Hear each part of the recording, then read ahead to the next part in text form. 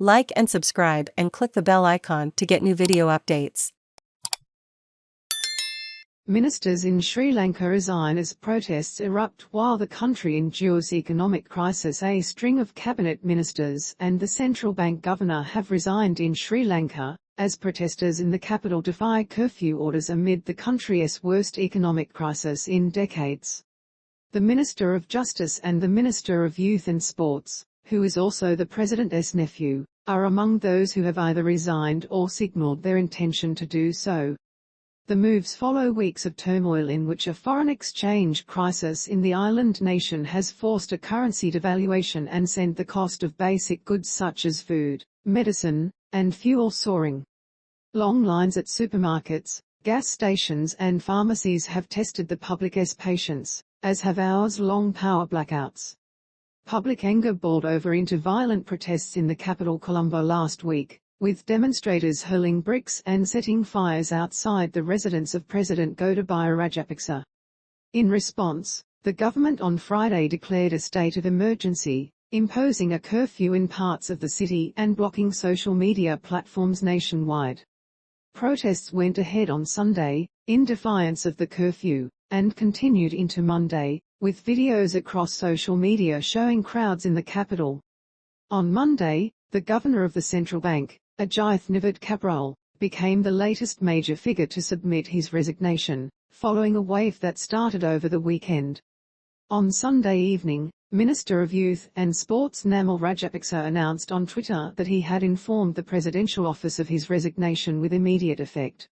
He said he hoped this would help the administration establish stability, and that he remained committed to my voters, my party and the people of Hambantota, where he is a lawmaker. He also criticized an apparent social media blackout, saying he would never condone such a move and urging authorities to reconsider. Education Minister Dinesh Gunawardena told local media late on Sunday that he and other ministers had handed our letters of resignation to the Prime Minister.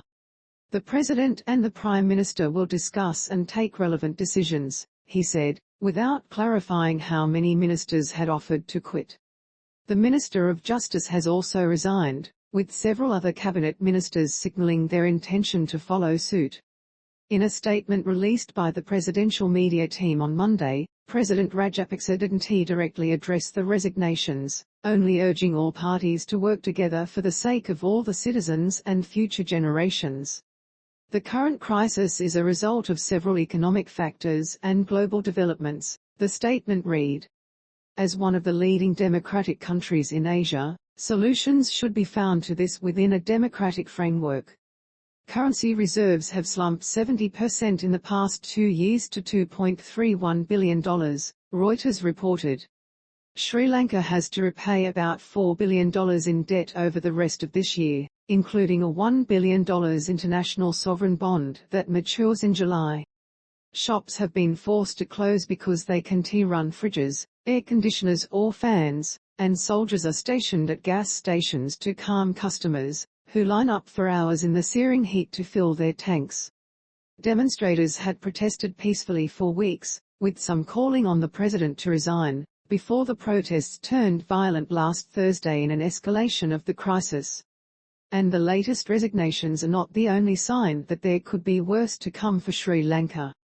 National consumer price inflation has almost tripled, from 6.2% in September to 17.5% in February, according to the country's central bank.